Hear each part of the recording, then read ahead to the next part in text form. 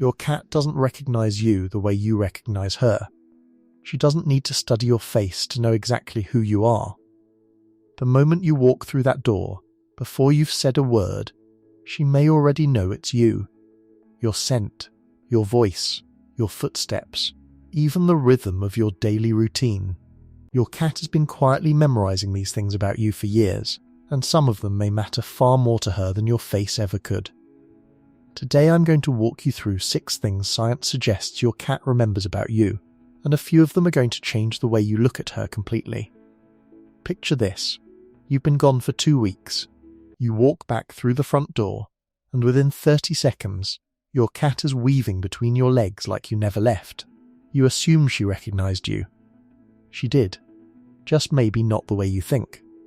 Cats don't lean on faces the way humans do.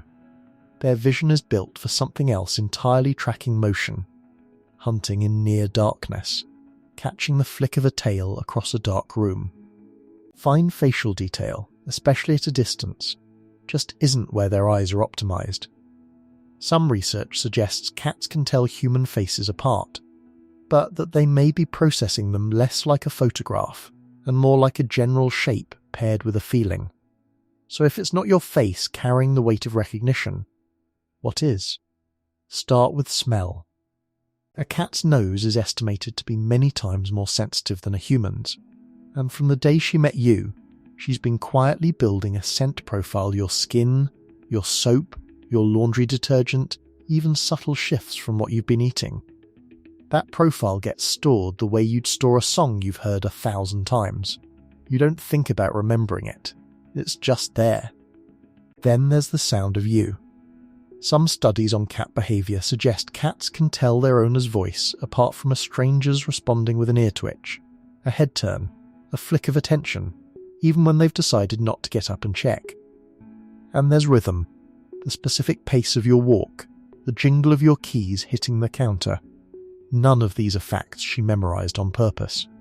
They're patterns, absorbed the same slow way you memorize the layout of your own house, without ever trying to. There's also a timing element to this that most owners never think about. If you've ever noticed your cat perk up seconds before you actually walk in while you're still on the stairs, still in the driveway, still fumbling with your keys, that's not luck. Sound travels through a house long before you're visible, and a cat's hearing range extends well beyond ours, picking up on higher frequencies humans simply don't register. She's not waiting for the door to open. She's been listening since the moment your car turned onto the street. This is also why a stranger wearing your jacket, or sitting in your chair, can sometimes get a suspicious sniff instead of a warm welcome. The visual cues might say familiar, but the scent doesn't match, and for a cat, scent tends to win that argument. It's part of why so many cats investigate a guest's shoes or bag the moment they walk in. She's not being nosy for no reason. She's cross-checking a new profile against the ones she already has stored. She knows it's you before she even sees you. She's just choosing her moment to show it. If your cat does this, comes running before the doors even fully open, drop a yes below. I want to see how many of us this is. But recognizing you is one thing.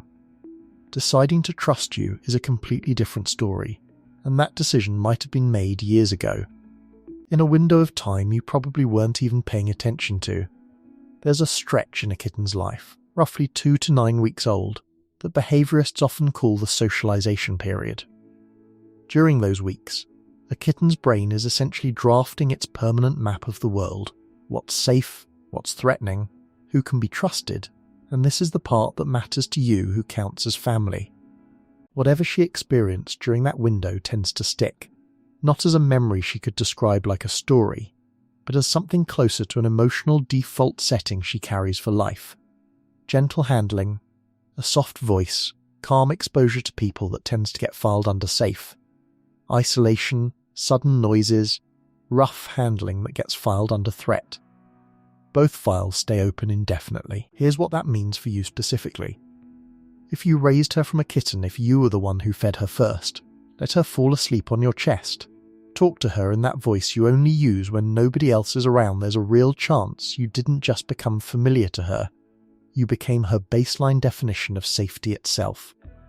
It's also why some rescue cats settle into a new home almost instantly, while others seem to take forever to trust anyone at all.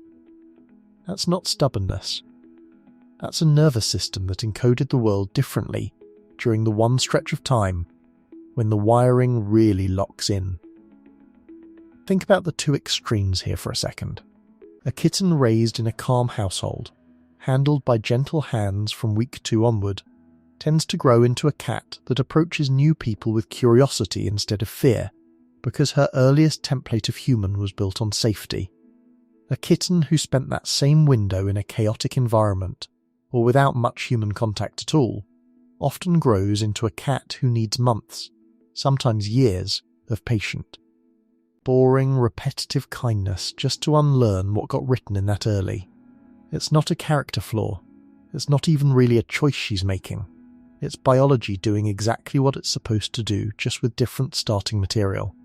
That first afternoon she fell asleep on your lap, she may not remember it as an event the way you do, but repeated experiences like that one can become powerful associations, and those associations can shape how safe she feels around you every time you walk into the room. This is also part of why the let them come to you advice actually works with nervous cats, even when it feels painfully slow. Every calm, low-pressure interaction is another small deposit into that early template, gradually updating what human means to her, even outside the original socialization window. It's slower than it would have been at 8 weeks old, but the same basic mechanism, repeated calm experience, reshaping the default, still applies. Now here's where it gets a little harder to hear, because trust isn't the only thing that gets locked in during that window. Fear gets stored just as easily, and sometimes faster. Cats appear to hold on to emotionally charged experiences for a long time, and fear tends to get prioritized over almost everything else.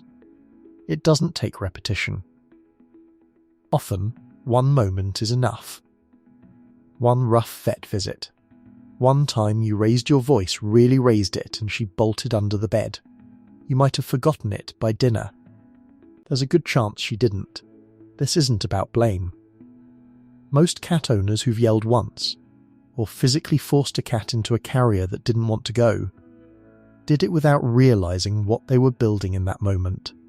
Because your cat isn't thinking, "My owner was having a bad day." She's thinking something closer to this person, this sound. This situation equals danger, and that association can stay put for years. It's why so many rescue cats flinch at a raised hand they've never even been hit by. It's why a cat who was completely calm at the vet as a kitten can become nearly impossible to get into a carrier after just one painful procedure. The event ends. The body keeps the record. It's also worth pointing out how specific these associations can get. It's rarely vets are scary in some general sense. It's often something much narrower: the particular carrier, the particular route in the car, the particular smell of a waiting room, even the particular shirt you happen to be wearing that day. Cats build these fear maps out of whatever details were present in the moment, which is why two cats can have the exact same bad experience and come away with completely different triggers. But here's the flip side, and it's the part I actually want you to walk away with. Good experiences compound exactly the same way. The same gentle chin scratch every morning, the same soft voice after every nail trim, the same calm 5 minutes before you leave for work. None of that has to be dramatic to matter. Kindness, repeated, becomes just as permanent as fear. Not every cat reacts identically. Some bounce back from a bad moment faster than others. But for most cats, there's a kind of running emotional ledger. Your job, whether you realized it or not, is to make sure the deposits keep outpacing the withdrawals.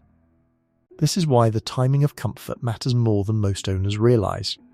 A cat who's just had a scary experience doesn't necessarily need a big gesture afterward. She needs the environment to go back to boring, predictable, and calm as quickly as possible.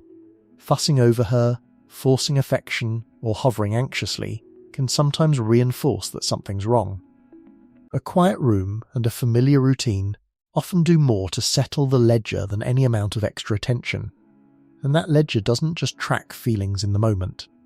It also tracks where you are, even when she can't see you, which brings us to something that looks a lot like a sixth sense, but isn't. You're in the kitchen making coffee. Your cat has been somewhere in the back of the house for the last hour, completely out of sight.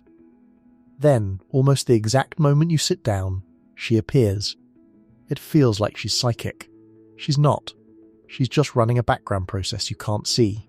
Researchers at Kyoto University studied what they called social spatial tracking, in cats, essentially testing whether cats build a mental map of where their owner should be, even without watching them directly. In the study, cats reacted with visible surprise when a human voice appeared to come from a location that didn't match where the cat expected that person to be, as though the sound had violated a map they'd already built in their head. Your cat isn't tracking you by sight most of the day. She's tracking you by pattern: the creak of your chair, the click of your laptop closing, the specific pause you always take at the bathroom door before heading to bed. Stack enough of those patterns together, and she doesn't need to see you to know roughly where you are and what's coming next.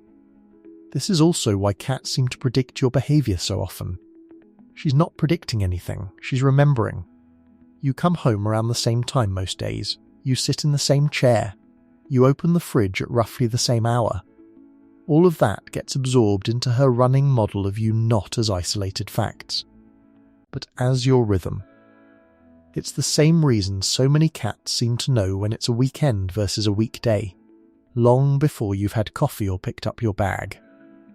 The absence of your alarm, the different order you move through the house, the fact that you linger in bed 10 extra minutes, all of it registers as a break in pattern. And cats notice breaks in pattern faster than almost anything else. It's also why a cat will sometimes get restless or vocal right before you're due to leave for a trip, even before the suitcase comes out. She's not reading your mind. She's reading 100 tiny cues you don't even realise you're giving off: a different pace to your movements, a shift in your tone, small changes in the air of the house that build up to something she's learnt to associate with you being gone. She doesn't just remember you, she remembers the shape of your day. This is also why sudden schedule changes can throw a cat off more than people expect: a new work shift, a move to a different house, even furniture rearranged in a familiar room. It's not that she can't adapt, she adapts constantly. But for a little while, her internal map is out of sync with reality, and that mismatch is often what's behind extra clinginess or restlessness during a big life change. She's not being difficult, she's just rebuilding the model.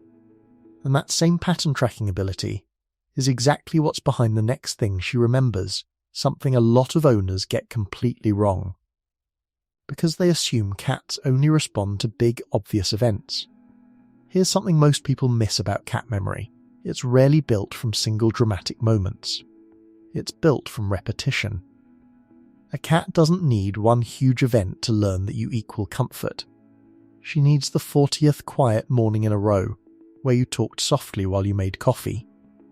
She doesn't need one grand gesture to learn that a certain tone in your voice means something's wrong. She needs the pattern, the tension in a room before an argument, the stillness before you leave for a trip, the specific way your breathing changes when you're stressed.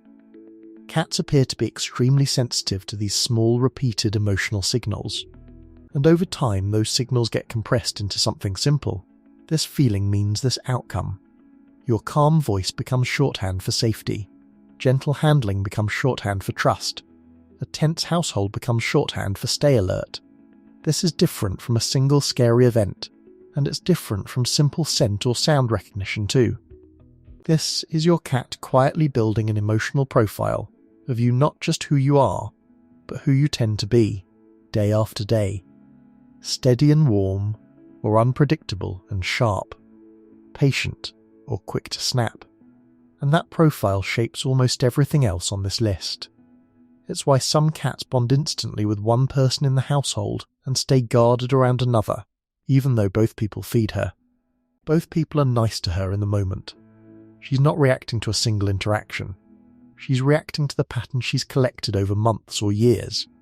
This also explains something a lot of multi-person households notice, but rarely think through: why a cat might sprint to greet one family member at the door every single time, and casually stroll past another. It's almost never about who feeds her more, or who plays with her more in any given week. It's about the accumulated weight of thousands of small interactions, whose voice tends to stay level, whose hands tend to move slowly, whose presence has, over time, been associated with calm rather than chaos.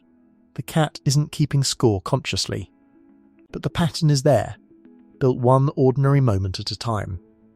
If you've ever wondered why your cat seems to know when you're having a hard day before you've said anything, this is probably why. She's not reading your mind. She's reading a pattern she's been tracking the entire time she's known you. It also means the reverse is true, that a relationship with a cat can genuinely improve over time, even after a rocky start. A cat who is initially wary of a new partner, a new roommate, or a new baby in the house isn't locked into that first impression forever. As the pattern of calm, low-key, predictable interactions builds up, the emotional profile updates right along with it. It just takes longer than most people expect.